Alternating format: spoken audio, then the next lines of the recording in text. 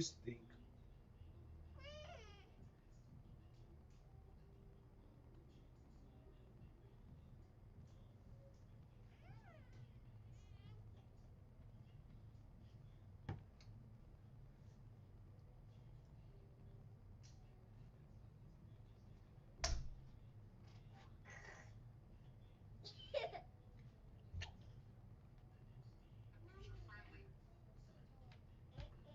Get out. We'll do that.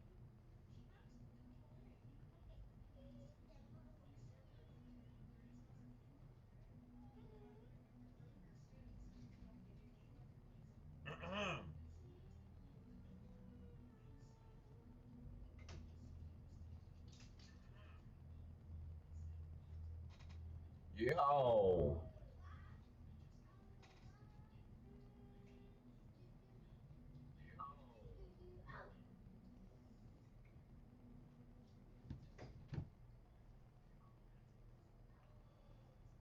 Oh man. Let's see.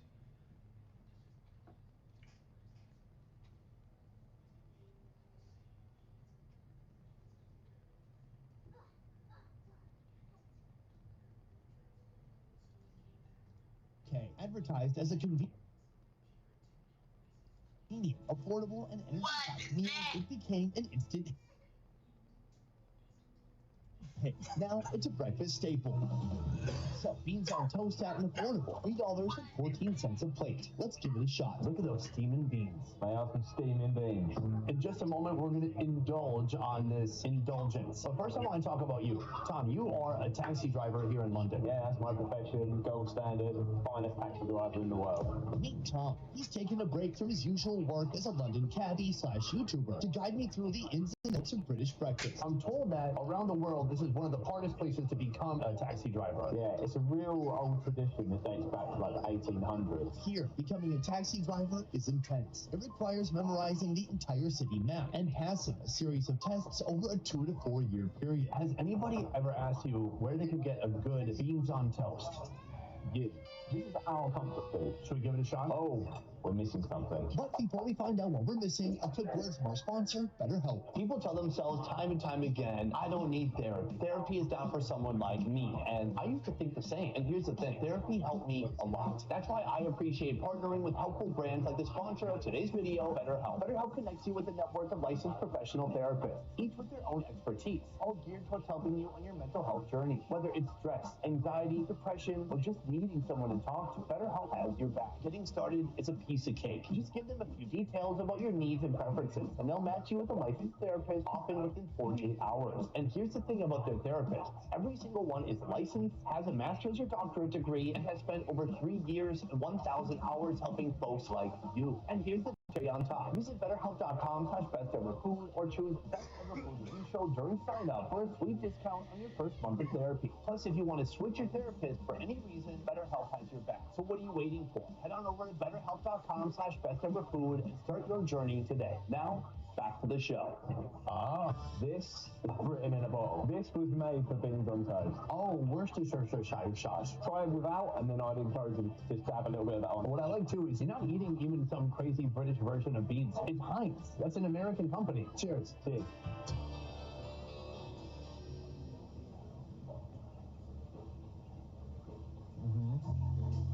I like it. I'm liking it. I respect it. It is what it is. We're not reviewing 5-star filet mignon right now. What's good is that even if the toast is a little bit burnt, it's just get that sogginess of the beans. What I do like about it is they put a lot of sugar in the beans. The starchy kind of syrup of the beans, like you said, is saturated into the bread, making it kind of chewy. It feels like dorm food. Exactly that. If you went around to a mate's house, if you're a bachelor, and you're like, oh mate, what you got in the cupboard? What can you do, mate? Beans on toast? Time to add Worcestershire, a fermented condiment made from vinegar, molasses, anchovies, tamarind, and spices. Where'd you bring that from? My boys specifically for this. There's kind of a sour note to it now. Yeah. So we have the sweetness, we have the saltiness, and a little bit of sourness. It feels like a well-rounded meal you would buy on food stamps. Well, you say food stamps. The actual reasoning why beans on toast is such a popular meal in Britain is it comes from rationing in World War II. We've loved it ever since, basically. The British bean obsession doesn't end with beans on toast. Here, you can also order this loaded egg, cheese, and bean sandwich. But there's also the iconic full English breakfast, which is what we're trying next. What is the occasion that people would be eating English breakfast? It doesn't seem like something that people would eat every day. It's not. It's a treat.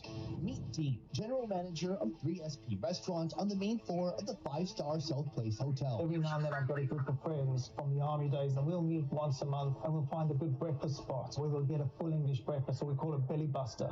The full English breakfast is a hearty feast rooted in the 19th century Industrial Revolution. It was designed as a power-packed meal to jumpstart the day for laborers. I'd like to...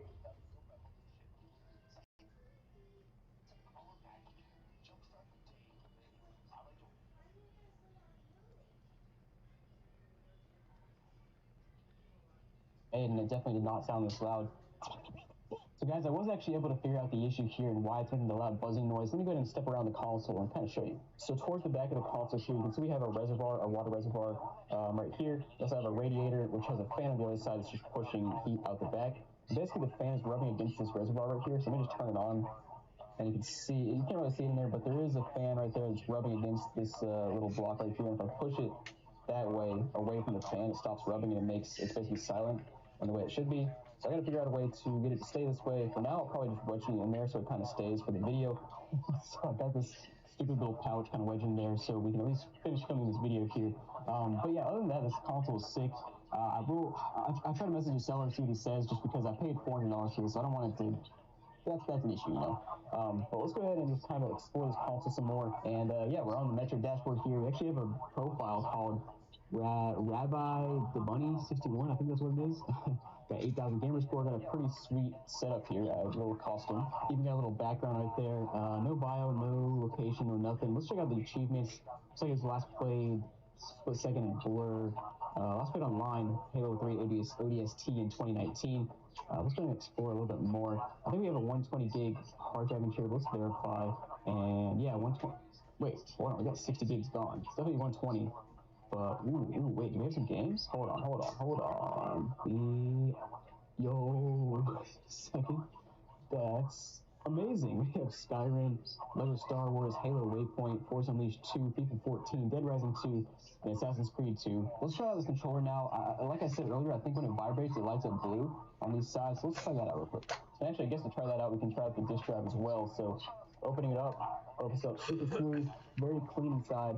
We got the split-second game that came with this console. Let's go ahead and put it in, make sure it works, and make sure the little vibration thing works as well. So the game is booted up and working, and try this vibration, and yeah, sure enough. Okay, so I don't see it going on the left side. On the right side, it sure is. When you vibrate, it's lighting up blue, which is that's actually pretty sick. Let me go ahead and turn the lights off and see if we can see it a bit better. Yep.